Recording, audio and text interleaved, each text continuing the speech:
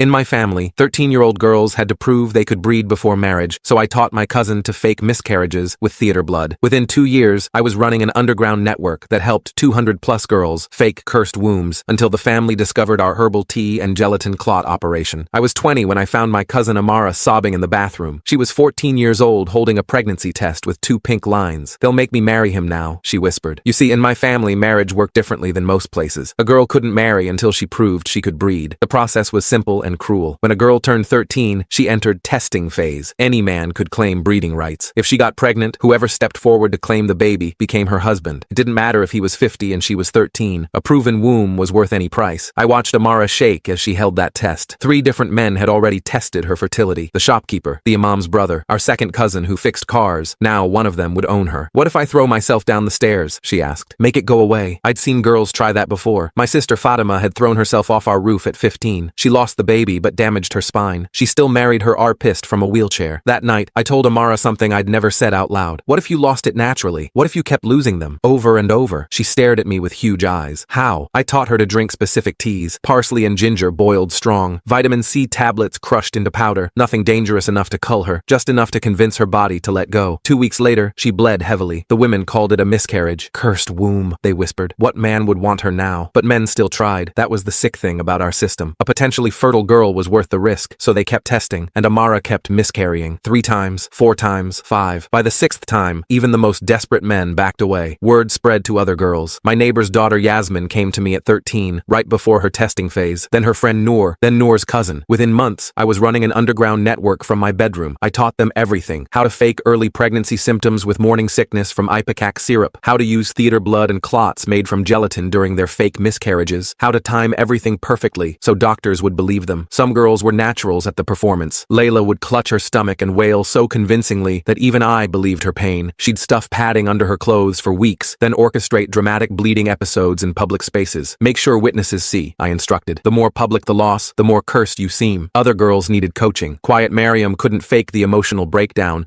until I told her to imagine it was real. "Picture holding your baby," I said. "Now picture losing it." Her screams after that were haunting. The network grew. We developed a system. Older girls who'd successfully escaped marriage became mentors. They'd share their supply of theater blood and coach younger ones through performances. We had signals and safe houses and emergency plans. My family started noticing patterns. Too many miscarriages. Too many cursed wombs. During one family meeting, my uncle slammed his fist on the table. "7 girls in our bloodline can't carry babies," he shouted. "This is unnatural." They brought in doctors who found nothing wrong, religious healers who prayed over the girls, fertility specialists who ran expensive tests. Everything came back normal, which only confused them more. I thought we could protect every girl this way, create an endless cycle of cursed wombs until the practice died out. We'd saved 23 girls in 2 years. The youngest was barely 12. But my family wasn't stupid. They started tracking things. Who spent time together? Who bought certain herbs? Who was always around when girls miscarried? The breaking point came during Eid dinner. My youngest cousin Sarah had just turned 13. I saw the way men looked at her and knew we needed to start her protection immediately. I met her in the kitchen while everyone ate, started explaining our system, how to fake symptoms, where to get supplies. She nodded along, memorizing every word. We didn't know her mother was listening behind the door. "You," she hissed, stepping into view. "You're the reason our bloodline is cursed." Sarah ran. Her mother lunged at me, screaming about destroyed wombs and family shame. The kitchen erupted in chaos, plates smashing, women shouting, men demanding answers. They locked me in the storage room while they decided what to do. Through the door, I heard them interrogating the girls. Most stayed strong, insisting their miscarriages were real, but a few cracked under pressure. By morning, they knew everything. The teas, the theater blood, the network of girls protecting each other, the years of deception. When they finally unlocked the door, my father stood there with tears in his eyes. "You've destroyed us," he said. 23 unmarriageable girls, 23 cursed wombs, all because of you. They gave me 2 choices: marry immediately to prove my own fertility, or leave forever and never contact any girl in the family again. I looked him straight in the eye, thought of Sarah, who'd barely started her life, of Amara, free but terrified, of all the girls who'd wake up tomorrow still believing their wombs were cursed. "I need 1 hour," I said, "to pack my things." But we all knew I wasn't packing. 1 hour was enough time to send messages, to share one last supply drop, to make sure the network would survive without me. As I walked to my room, I passed Sarah in the hallway. She grabbed my hand and squeezed. In her palm, I felt a small packet. Theater blood. The storage room door clicked shut behind me. My hands shook as I pulled out my phone, typing frantically. 23 girls needed to know what happened. They needed instructions, supplies, contingency plans. My fingers flew across the screen. First message went to Amara. She'd become our strongest mentor after escaping marriage herself. I sent her the emergency protocol we'd practiced. She would take over distribution. She knew where I kept extra supplies hidden hidden around the neighborhood, theater blood in the abandoned shed, herbs growing wild behind the mosque, emergency cash buried near the playground. Next came the supply locations. I mapped out 12 different stash points across our district. Each girl got assigned to the 3 closest to her home. No patterns, no connections the family could trace. I included backup suppliers from neighboring towns, women who sold herbs at markets, pharmacists who didn't ask questions, theater students who could get stage blood. Sarah needed special attention. Her mother would watch her like a hawk now. I sent her alternate instructions through our backup channel, a friend from school whose family didn't know ours. The message looked like homework help, math problems that spelled out meeting times in their answers, essay prompts that contained coded supply drops. My phone buzzed constantly, girls panicking, asking what would happen, whether the network would survive. I answered each one methodically. Yes, the system would continue. No, they shouldn't stop protecting themselves. Yes, Amara would handle distributions. No, they shouldn't try to contact me after today. Footsteps passed outside the door. I typed faster. Emergency protocols for different scenarios. What to do if someone got caught with supplies. How to handle surprise medical exams. Which doctors would help without questions. Which religious leaders might provide cover stories. The younger girls worried me most. Yasmin had just turned 13 last month. Noor's little sister would start testing phase soon. They hadn't built up the confidence yet. Hadn't learned to lie with conviction. I sent them to our most experienced mentors. Girls who'd performed dozens of fake miscarriages. Who could teach them to cry on command. 30 minutes left. I switched to logistics. The network needed structure to survive without me. I appointed regional leaders. Amara for the north side. Layla for downtown. Miriam for the outskirts. Each would manage 5 to 6 girls. No one person knew everyone involved. Safer that way. Money came next. I transferred small amounts to different accounts. Never enough to raise suspicion. Just enough to keep supplies flowing. Some went to the older girls who'd aged out of testing phase. They could buy supplies without questions. Others went to sympathetic shopkeepers who'd look the other way. My aunt's voice carried through the door. She was arguing with my mother about my punishment, whether exile was enough, whether they should force marriage instead, make an example of me. I blocked out their words and kept typing. The hardest part was saying goodbye. These girls had become my sisters, my daughters, my army. We'd built something powerful together, something that could outlast me, but only if they stayed strong, only if they remembered why we started this. I recorded voice messages for the ones who needed extra courage, reminded them that every fake miscarriage was an act of revolution. Every performance saved a life. Every lie told to protect their bodies was holy. They weren't cursed. They were warriors. 15 minutes left. I started deleting evidence, photos from our meetings, messages about supply runs, anything that could link specific girls to specific actions. The family would search my phone. They'd look for proof, names, dates, connections. I gave them empty screens instead, but I kept the important things hidden in encrypted folders, medical information about safe herbs, dosage charts, timing guides, performance tips, everything the network would need to train new girls. Amara knew the passwords. She'd share them with the others once I left. Someone knocked. My father's voice, gentler now, asking if I'd reconsidered, if I'd submit to marriage instead of exile, save the family's honor, prove my own fertility. Well, nothing says family dinner conversation quite like discovering your cousin's been running an underground theater blood supply chain to fake miscarriages. The mom listening behind the kitchen door really picked the worst possible moment for eavesdropping. Imagine expecting to hear gossip about recipes and instead getting a full tutorial on staging medical emergencies. Give them grandchildren to erase this shame. I stayed silent and kept typing. The final messages went to girls outside our family, cousins of cousins, neighbors' daughters. Word had spread beyond our bloodline. Other communities faced the same testing phase, the same forced marriages. They wanted our methods, our protection. I sent them everything. Let the revolution spread. 5 minutes. I stood and surveyed the room. Boxes of my belongings sat untouched. Clothes, books, jewelry passed down through generations. None of it mattered now. The only inheritance I cared about was knowledge, and I'd already passed that on. My phone buzzed one last time. A message from Sarah. Just 2 words that made everything worthwhile. Stay strong. She'd learned our first lesson. Strength came from sisterhood, from refusing to let men control our bodies, from choosing freedom over family. The door opened. My father stood there with 2 uncles, ready to escort me out, make sure I didn't speak to anyone, didn't corrupt any more girls with my poison. I slipped my phone into my pocket and walked past them, head high, steps steady. The house felt different already. Women whispered in corners. Men huddled in serious discussion. Some girls watched from doorways. I caught their eyes briefly, saw understanding there, saw determination. The network would survive. It had to. Outside, a taxi waited. My uncles would ride with me to the bus station, make sure I actually left, bought a ticket to somewhere far away. They'd probably watch the station for days afterward, make sure I didn't sneak back. As we drove through familiar streets, I memorized everything. The corner where Amara first asked for help, the park where we held secret meetings, the pharmacy that sold us vitamin C without questions. Each landmark held memories of girls saved, lives changed, futures reclaimed. My uncle spoke once during the ride. You could have been married by now, happy, with children of your own. I almost laughed. He still didn't understand. Marriage in our world meant ownership, meant men deciding when and how to use your body. The girls I'd saved weren't missing out on happiness. They were claiming it. The bus station loomed ahead, crowds of travelers going somewhere, anywhere. anywhere. I'd join them soon, find a new city, a new life, maybe help other girls in other places. The knowledge I carried could spread beyond our community, beyond our traditions. But first, I had one last task. As my uncles bought my ticket, I slipped into the bathroom, pulled out a second phone they didn't know about, the network's emergency line. Already,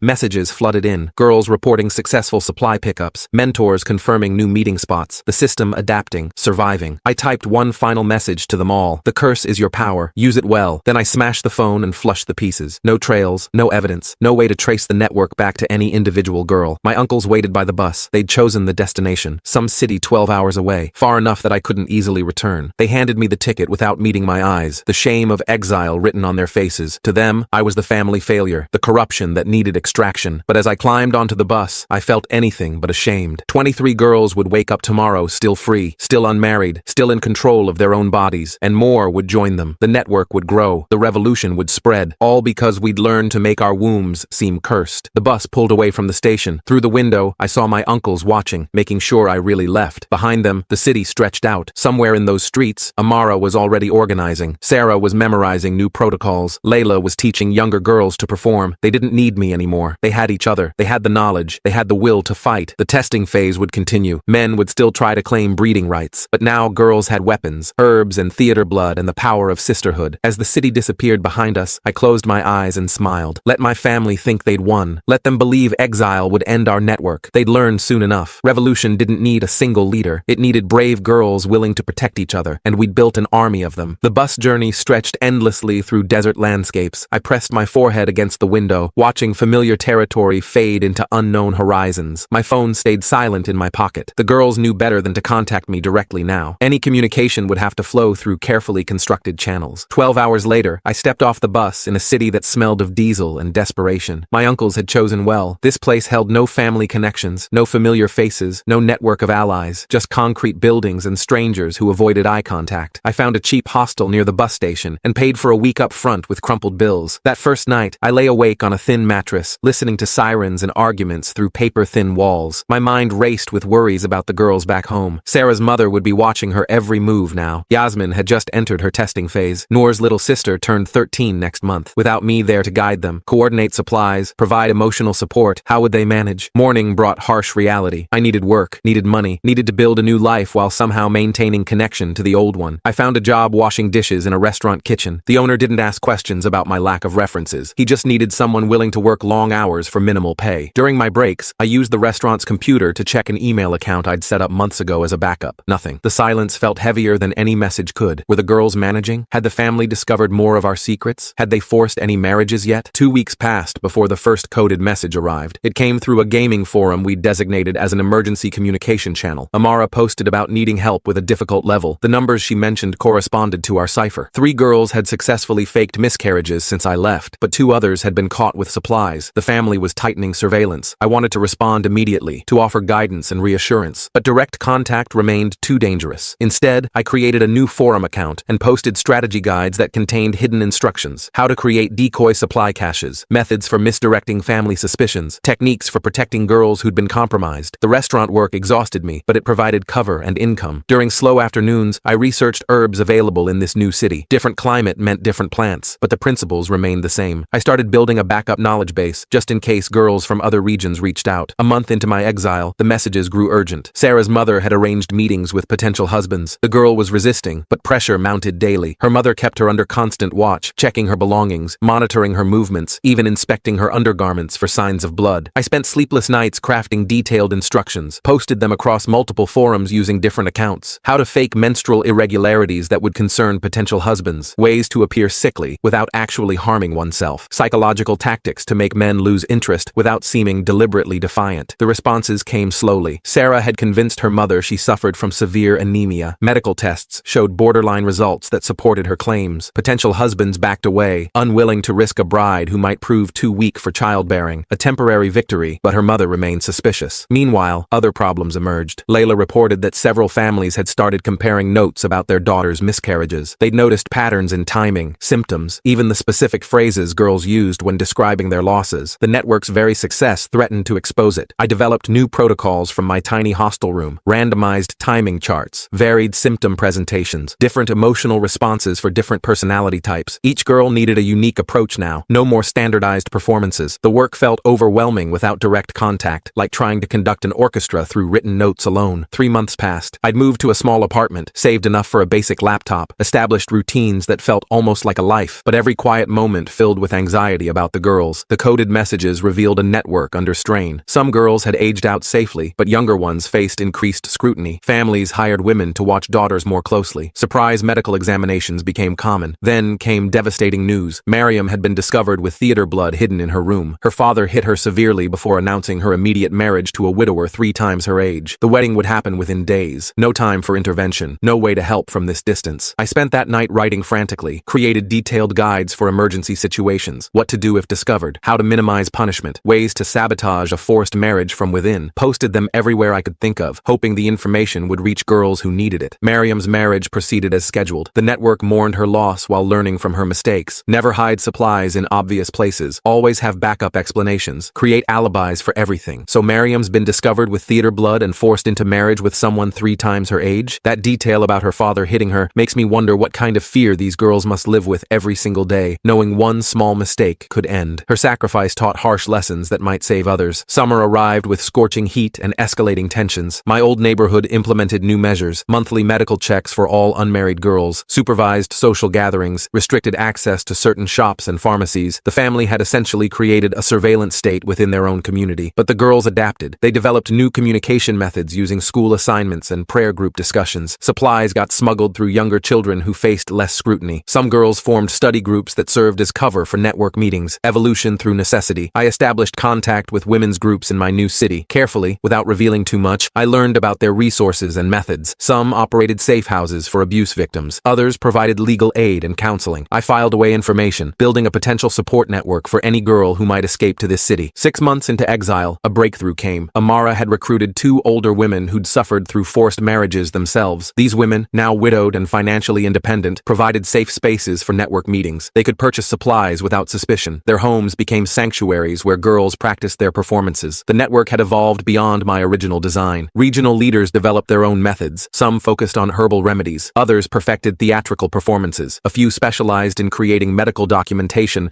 that supported miscarriage claims. Specialization made them harder to detect and dismantle. But success brought new dangers. A cousin I'd never trusted, Robbie, had started his own investigation. He tracked purchase patterns, followed girls to their meetings, compiled evidence of the network's existence. His motivation seemed less about family honor and more about leverage. He wanted power over these girls. I watched from afar as Robbie systematically stalked network members. He photographed Yasmin buying vitamin C tablets, followed Noor's sister to a supply cache, recorded conversations between girls discussing timing strategies, building a case that could destroy everything. The network needed new defensive strategies. I posted warnings about surveillance detection, how to identify if someone was following you, ways to create false trails, methods for testing whether family members were tracking your movements, basic tradecraft adapted for teenage girls in a conservative community. Amara proved brilliant at implementing these measures. She organized decoy runs where girls would visit innocent locations while carrying harmless items that looked suspicious. Robbie wasted weeks following false leads. Meanwhile, real supply distributions happened through entirely different channels. 8 months gone. The restaurant job had become manageable routine. I'd even made a few acquaintances, though no one who knew my real story. But my heart remained with the girls facing daily battles. Every coded message brought fresh anxiety. Every silence sparked fears of discovery. Then came the crisis I'd dreaded. Sarah's mother had found her communication device. Not the phone they knew about, but a hidden tablet used for network coordination. The discovery prompted a family-wide investigation. Every girl faced interrogation. Rooms were searched. Belongings confiscated. The network scattered like startled birds. Some girls destroyed evidence. Others moved supplies to new locations. A few panicked and confessed partial truths, hoping to minimize punishment. The careful structure I'd built threatened to collapse entirely, but Amara held them together. She activated emergency protocols, using the older women's homes as temporary safe houses. Girls who'd been compromised got hidden away. Those still above suspicion maintained normal routines while secretly supporting their exposed sisters. The network bent, but didn't break. I spent fevered nights creating contingency plans, posted them using increasingly complex codes. What to do if the entire network got exposed, how to protect the youngest members, ways to maintain the mission even if leadership got compromised, preparing for worst-case scenarios while hoping they'd never need these desperate measures. The family's response proved harsher than expected. They didn't just punish individual girls, they restricted entire households. Mothers who'd failed to detect their daughter's deception faced shame and isolation. Fathers got pressured to arrange immediate marriages. The community turned paranoid, suspicious of any girl who seemed too independent. Some families families moved away entirely, taking their daughters to communities where the network hadn't spread. Others imported brides from distant villages, girls who'd never heard of fake miscarriages or theatrical blood. The old system adapted to survive, just as our network had. But we'd planted seeds of doubt. Even girls who'd never joined the network had heard the stories. They knew escape was possible. Some attempted their own versions of resistance, crude and dangerous, but born from desperate hope. The revolution had spread beyond our control. 10 months. I'd saved enough money to rent a small office space. Officially, I ran a translation service. Unofficially, it became a research center for women's resistance movements. I collected information about similar networks worldwide, studied historical examples of women protecting each other, built a knowledge base that might someday help others. The messages from home grew sporadic. Increased surveillance made communication dangerous. Sometimes weeks passed without updates. I'd lie awake imagining the worst. Girls forced into marriages, network leaders discovered and punished. The entire system collapsed. Then signs of life would emerge. A coded message about successful supply distribution, news of another girl aging out safely, reports of families giving up on particularly cursed daughters. The network survived through sheer determination and clever adaptation. Robbie's investigation had stalled. The false leads and dead ends frustrated him. He'd compiled evidence but couldn't quite connect all the pieces. The network's new security measures worked, but he remained a threat, waiting for someone to make a mistake. I developed new training materials during quiet evenings, advanced performance techniques, medical knowledge about reproductive health, psychological profiles of different types of predatory men, information that could help girls not just fake miscarriages, but understand their own bodies better. Year's end approached. I'd built a stable life in this unfamiliar city, had money saved, had plans for expansion, but my heart remained divided. Every success here felt hollow compared to the daily struggles of girls back home. They fought on the front lines while I hid in safety. The winter brought unexpected contact. A girl named Victoria appeared at my office. She'd fled from a neighboring community where similar marriage practices existed. Someone had whispered about a woman who might help. The whisper led her through a chain of careful contacts to my door. Victoria's story mirrored so many others. Testing phase at 13, multiple men claiming rights, pregnancy that would seal her fate. But she'd heard rumors about girls who escaped through mysterious miscarriages. She wanted that power, that freedom. I faced an impossible choice. Helping her directly risked exposing my location, but turning her away meant condemning her to forced marriage. The network existed to save girls like her. How could I refuse? I taught her everything in intensive sessions. Not just the physical techniques, but the mental preparation. How to lie convincingly, how to manage fear, how to build a support system. She absorbed it all with desperate determination. Victoria returned to her community armed with knowledge and supplies. Within weeks, she'd recruited 3 other girls. They formed their own cell, connected to our network, but operating independently. The revolution spread to new territory. Her success inspired me to take bigger risks. I created detailed instruction manuals, filmed training videos with faces obscured and voices altered, built a digital library of resources that could be accessed through secure channels. The network needed to grow beyond any single community. 15 months gone. The original network had survived its greatest trials. Amara reported that 27 girls had now aged out successfully. Younger ones continued joining, learning from the accumulated wisdom of their predecessors. The system had become self-sustaining, but challenges persisted. Some men had grown suspicious of the unusual number of miscarriages. They demanded more invasive medical testing, brought in specialists from larger cities. The girls needed increasingly sophisticated methods to maintain their deceptions. I researched medical conditions that could explain repeated miscarriages, compiled lists of symptoms that doctors would find convincing, created study guides about hormonal imbalances and genetic factors. The performance had evolved into comprehensive medical theater. Robbie hadn't given up. He'd shifted tactics, now focusing on the economic side, tracking unusual purchases, monitoring money transfers, following supply chains. His business background made him dangerous in unexpected ways. The network responded by diversifying funding sources. Older women who'd escaped marriage contributed small amounts. Sympathetic shop owners provided discounts. Some girls sold handicrafts to raise money. The economic structure became as distributed as the network itself. My office expanded its legitimate business while secretly serving as a coordination hub. I hired 2 employees who knew nothing of the real work. Their presence provided cover for the constant activity. The surveillance state meets teenage ingenuity, and honestly, the teenagers are winning this spy versus spy game hands down. Robbie's playing detective while these girls run circles around him with decoy missions and fake supply runs. It's like watching someone try to catch smoke with their bare hands. My favorite part? The widowed women becoming secret headquarters for the resistance. Translation services by day, revolution planning by night. Then came news that changed everything. The government had announced new education initiatives. Girls would be required to attend school until 16. The policy aimed to improve literacy rates, but it inadvertently protected girls from early marriage. 3 additional years of safety. The family's response was predictable. They'd work around the law, conduct illegal marriages that would be formalized once girls reached legal age. The testing phase would continue, just less officially. But the network had 3 years to strengthen its position. I spent weeks analyzing the implications, how to use education as cover for for network activities, ways to recruit teachers as allies, methods for hiding supplies in school buildings. The new law provided opportunities we'd never imagined. 18 months. My exile had transformed from punishment to strategic position. I coordinated multiple cells across different communities, provided resources and training, built connections with women's organizations. The network had become a movement, but personal costs accumulated. I'd missed family celebrations, hadn't seen my mother in over a year, learned about births and deaths through coded messages. The isolation wore on me even as the work sustained me. Sometimes I'd walk past families in parks and feel a sharp pang of loss, not for the family I'd left, but for the one I might have built. At 22, I lived like someone decades older, carrying secrets that aged me, bearing responsibilities that consumed me. Yet every success story renewed my purpose. A message about a girl who'd graduated school unmarried, news of women using their freedom to pursue careers, reports of families abandoning the testing phase as too troublesome. Each victory validated every sacrifice. The network had developed its own culture, songs with coded lyrics, jewelry with hidden symbols, hand signals that conveyed warnings or reassurance, a complete underground society built on shared resistance. New challenges emerged constantly. A doctor who'd grown suspicious of the miscarriage patterns, a religious leader who preached against unnatural women, a group of young men who'd formed their own counter-network to identify and expose cursed girls. Each threat required new strategies. We planted false information to mislead the doctor, organized community pressure against the religious leader, created so many false leads that the young men's group chased shadows, defense through misdirection and confusion. 20 months, almost 2 years since that Eid dinner changed everything. The original 23 girls I'd worried about had all survived unmarried. New generations carried on the fight. The network had grown beyond anything I'd imagined. But Robbie had finally made a breakthrough. He'd identified the older women helping the network, traced their connections to recent escapees, built a compelling case that linked dozens of girls to organized resistance. He prepared to present his findings to family leadership. The network faced its greatest threat. If Robbie exposed the full structure, every girl involved faced punishment. The older women risked social exile or worse. Years of careful building could collapse in days. I worked frantically to develop counter-strategies, created false evidence that would discredit Robbie's findings, prepared evacuation plans for the most vulnerable girls, built legal defenses based on the new education laws, racing against time to protect the network. Amara proved invaluable during this crisis. She developed her own intelligence network. Girls who worked in family businesses overheard conversations. Others who served tea during meetings gathered information. We knew Robbie's plans almost as soon as he made them. The confrontation came during a family council meeting. Robbie presented his evidence with corporate precision, charts showing purchase patterns, photographs of girls entering suspicious locations, financial records suggesting coordinated funding, a comprehensive indictment of the network's existence. But the girls had prepared. For every piece of evidence, they had explanations. The purchases were for legitimate medical conditions. The meetings were study groups. The financial patterns showed normal teenage spending, reasonable doubt at every turn. The family leadership faced a dilemma. Robbie's evidence was compelling but not conclusive. Acting on it meant accusing dozens of girls without proof. Ignoring it meant allowing potential rebellion to continue. They chose a middle path that satisfied no one. Increased surveillance would continue. Medical examinations would become mandatory. Financial monitoring would expand, but no immediate punishments without concrete proof. The network had survived but faced new restrictions. I analyzed the new landscape from my distant office. The network needed to evolve again, deeper underground, more sophisticated methods, better operational security. The easy days of theater blood and herbal tea had ended. 22 months. The seasons had cycled twice since my exile. I'd built a successful business, helped establish 3 new network cells, created resources used by hundreds of girls. But the original network struggled under intense pressure. Some girls cracked. The constant surveillance and repeated interrogations wore them down. A few confessed to save themselves harsher punishment. Others fled to distant relatives. The network hemorrhaged members while trying to maintain operations. But new recruits kept joining. Younger girls who'd grown up hearing whispered stories of resistance. They joined knowing the risks, understanding the surveillance, prepared for the challenges. A new generation hardened by necessity. I developed advanced training programs, counter-surveillance techniques adapted from professional sources, psychological resistance training, operational planning that assumed constant monitoring. The network professionalized out of necessity. Victoria's cell had grown to encompass 3 communities. She'd proven a natural leader, recruiting carefully and building sustainable structures. Her success inspired other regional expansions. The network spread like underground roots. 2 years marked a turning point. I'd established myself professionally, built a support network in my new city, created resources that would outlast any individual. The movement had grown beyond personal involvement to institutional momentum. But I missed the direct contact, the faces of girls finding hope, the immediate impact of teaching someone to resist, the shared tears and triumphs. Leadership from exile felt hollow compared to presence on the ground. I started planning, not to return, that remained impossible, but to create spaces where exiled girls could rebuild, safe houses in cities like mine, employment networks for escapees, educational opportunities for those who aged out. out, building the future while others fought the present. The messages from home showed a network transformed, professional, disciplined, effective, but also harder, less joyful. The early days of revolutionary excitement had given way to grinding resistance, necessary evolution, but painful to witness. Robbie hadn't given up. He'd shifted focus to legal approaches, trying to use new education laws against the network, claiming girls were being corrupted by outside influences, building cases that might succeed where direct accusations failed. The network responded by embracing education fully. Study groups became real. Academic achievement provided cover and purpose. Girls who joined to avoid marriage discovered passion for learning. The revolution expanded beyond its original scope. As my second year of exile ended, I reflected on transformation, personal, collective, societal. We'd started with desperate girls faking miscarriages, built a movement that challenged fundamental assumptions, changed lives through elaborate deception that revealed deeper truths. The work continued, would always continue. Each girl who avoided forced marriage inspired others. Each successful deception weakened the system. Each small victory accumulated toward larger change. Revolution through 1,000 paper cuts. I prepared for year 3 with renewed purpose. New cities to expand into, more resources to develop, broader networks to build. The curse had become a blessing. Exile had become opportunity. Resistance had become identity. The girls back home didn't need me anymore. They'd grown beyond any single leader, but girls everywhere needed what we'd built. Knowledge, support, hope. The network would spread as far as determination could carry it. 2 years gone, a lifetime transformed. The revolution continued. The coded message from Amara arrived at 3 in the morning. Emergency Protocol Alpha. Something had gone catastrophically wrong. I threw on clothes and rushed to my office, hands trembling as I decrypted her message on the secure terminal. Sarah had been caught, not with supplies this time, but in the middle of a performance. Her mother had grown suspicious of recurring stomach pains and followed her to the abandoned warehouse where girls practiced their miscarriage scenes. She'd witnessed everything: the theatrical blood, the rehearsed writhing, the carefully timed moans. Within hours, the family had mobilized. They raided known supply caches, finding most empty thanks to our evacuation protocols, but they'd captured enough evidence to confirm their worst fears. The network wasn't just helping girls fake miscarriages. It had become an organized resistance movement with leadership, funding, and sophisticated operations. Sarah faced immediate consequences. Her mother locked her in their basement, bringing in traditional healers to cleanse her of corruption. The family scheduled her marriage for the following week. No more delays, no more excuses. They'd found a widower from a distant village who didn't care about her history of miscarriages. I spent the night coordinating rescue attempts. Someone needs to tell these family members that basement imprisonment and surprise widower arrangements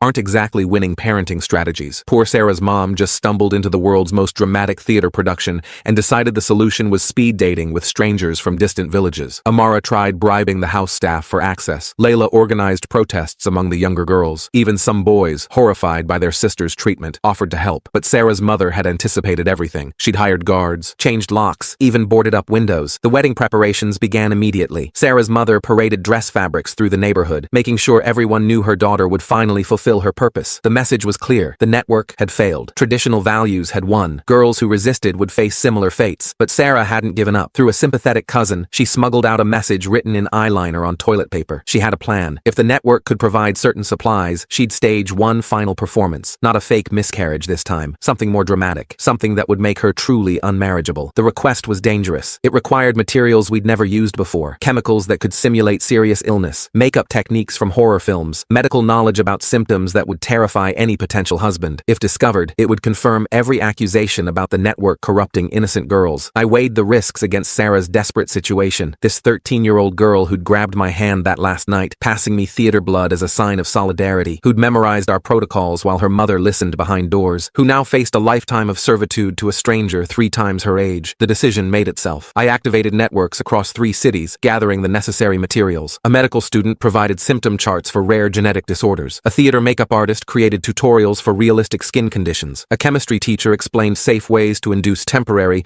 but dramatic physical reactions. Amara coordinated the local response. Using her connections with the older women, she arranged for supplies to be hidden in Sarah's wedding preparations. The henna artist was actually a network member who'd aged out successfully. The seamstress altering the wedding dress had pockets full of capsules. Even the caterer had been recruited to help. 3 days before the wedding, Sarah began her performance. She woke screaming about burning sensations across her skin. Within hours, angry red welts appeared on her arms and face. By evening, she was vomiting repeatedly, her body convulsing in apparent agony. The symptoms matched a rare genetic condition that would make pregnancy potentially fatal. Her mother brought in doctor after doctor. Each confirmed the same terrifying diagnosis. Sarah appeared to have developed a severe autoimmune disorder. Her body was attacking itself. Pregnancy would likely trigger a fatal response. Any man who married her would be signing up for a childless future and massive medical expenses. The widower withdrew his interest immediately. Word spread through the community about Sarah's condition. Mothers whispered about bad blood in the family line. Fathers worried about genetic contamination. Within days, Sarah had transformed from a valuable breeding asset to a medical liability. But Robbie wasn't fooled. He'd been watching the network's response to Sarah's capture, tracking the unusual movement of supplies and people. When her sudden illness emerged, he connected the dots. This was another performance, another deception, and this time, he had proof. He began building his case methodically. The timing was too convenient, the symptoms too perfectly aligned with making Sarah unmarriageable. He found witnesses who'd seen network members near Sarah's house, tracked purchases of theatrical supplies, even identified the medical student who'd provided symptom information. The family council called an emergency meeting. Robbie presented his evidence with corporate efficiency. Spreadsheets showing correlation between network activity and Sarah's illness, testimony from shopkeepers about suspicious purchases, a comprehensive timeline that exposed the entire operation. This time, the family couldn't ignore the evidence. They ordered immediate medical testing for Sarah. Real doctors, not the local practitioners who could be fooled or bribed. Specialists who would examine every aspect of her condition. If Robbie was right, if this was all performance, the consequences would be severe. The network scrambled to maintain Sarah's deception. We researched ways to fool advanced medical tests, created backup explanations for any inconsistencies, even prepared contingency plans for her escape if necessary. But deep down, we knew this might be the end. The test results came back inconclusive. Sarah's symptoms were real enough to measure, but their cause remained mysterious. Some markers suggested genuine illness, others pointed to external factors. The doctors couldn't definitively prove deception, but they couldn't confirm natural disease either. The family faced a dilemma: punish Sarah based on suspicion and risk harming a genuinely sick girl, or accept her condition and let a potential faker escape justice. The debate raged for hours, splitting along generational lines. Older members demanded harsh action, younger ones urged caution. During this chaos, something unexpected happened. Other girls began falling ill, not with Sarah's dramatic symptoms, but with subtler conditions: chronic fatigue that made them unsuitable for marriage, digestive issues that would complicate pregnancy, neurological problems that affected fertility, an epidemic of unmarriageable girls. Some cases were genuine. The stress of constant surveillance and forced medical exams had taken its toll, but others were clearly performance, inspired by Sarah's bold deception. The network had evolved again. Instead of faking miscarriages, girls were faking chronic illness, harder to disprove, easier to maintain. Robbie tried to expose this new wave of deception, but the sheer number of cases overwhelmed him. How could he prove dozens of girls were faking different conditions? The family's resources stretched thin, trying to investigate each case. Medical expenses mounted, marriage prospects dwindled, the economic impact hit hard. Families with multiple sick daughters faced financial ruin from medical costs. Young men couldn't find suitable brides. The traditional system that depended on early marriage and rapid breeding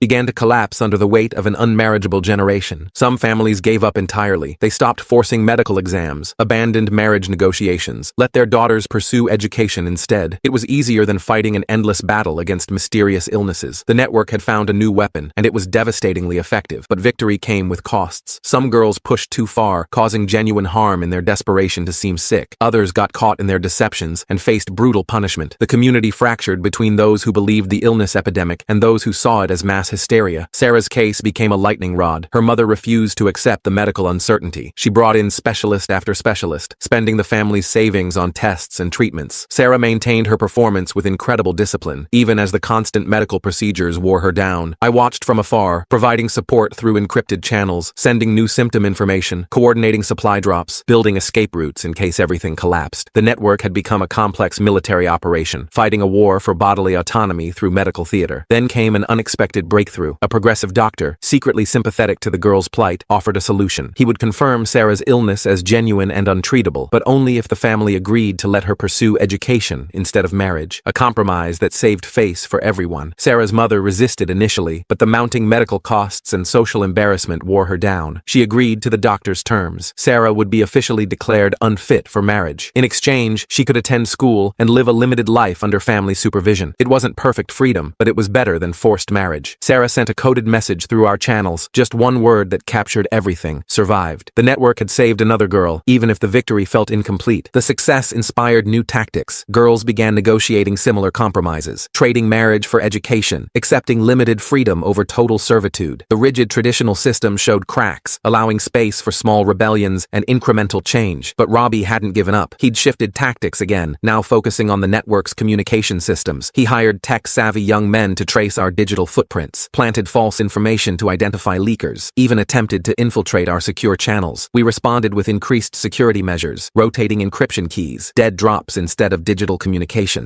Return to basic techniques that had worked in the early days. The network became more decentralized, harder to track, but also harder to coordinate. My role evolved from active coordinator to strategic advisor. I developed long-term plans for sustainable resistance, created training programs that could function without central leadership, built alliances with progressive elements in other communities. The revolution had grown beyond any individual's control. 2 years and 3 months since my exile began. The original 23 girls I'd worried about had all found ways to avoid forced marriage. Some through fake miscarriages, others through manufactured illness, a few through negotiated compromises. Not perfect outcomes, but better than the alternative. The network now spanned 5 communities with hundreds of participants. Each cell operated independently, but shared knowledge and resources. What started in my bedroom had become an underground railroad for girls seeking freedom from forced marriage. But the personal cost accumulated. I'd built a successful life in exile, but remained forever separated from family. My mother had aged in photos smuggled through network channels. Cousins I'd helped raise sent coded messages about their own daughters joining the resistance. The cycle continued without me. Sometimes I wondered if we were truly changing anything. For every girl saved, another faced forced marriage in communities we couldn't reach. The traditional system adapted to our tactics, finding new ways to control women's bodies. Progress felt incremental against centuries of oppression, yet each small victory mattered. Sarah attending school instead of serving a husband. Amara building a network that would outlast us both. Victoria spreading revolution to new territories. Hundreds of girls who'd learned they had options beyond submission. Knowledge, once shared, couldn't be destroyed. The work would continue long after I was gone. New generations would find new methods of resistance. The specific tactics would evolve, but the fundamental principle remained. Women's bodies belonged to themselves, not to families, not to traditions, not to men who saw them as breeding stock. As my second winter in exile ended, I prepared for whatever came next. The network had grown beyond my ability to control or direct. It belonged to the girls now. They would carry it forward, adapting to new challenges, finding new ways to claim their freedom. I thought of that night in the bathroom with Amara, how a desperate question about throwing herself downstairs had sparked a revolution, how theater blood and herbal tea had evolved into complex medical deceptions and negotiated compromises, how 23 cursed wombs had multiplied into hundreds. The curse had become our power. The thing meant to shame us had set us free. And though I might never return home, might never see the full fruit of our revolution, I knew the seeds we'd planted would grow. In basement meetings and encrypted messages, in fake symptoms and real solidarity, in every girl who chose her own path. My phone buzzed with a message from the network. Another girl needed help. Another family trying to force marriage. Another chance to pass on the knowledge that your body belongs to you alone. The revolution continued, one saved girl at a time. I opened my laptop and began typing instructions. How to fake chronic fatigue. Where to find sympathetic doctors. Which symptoms would seem most convincing. The same work I'd been doing for over 2 years now. The work that would continue as long as girls needed protection. Outside my window, the city bustled with normal life. People who'd never heard of testing phases or breeding rights, who couldn't imagine 13-year-olds forced into marriage, whose daughters grew up believing their bodies belonged to them. The world I was helping to build, one small deception at a time. Subscribe for more content on this channel. It makes me happy to see you guys comment on all the videos too.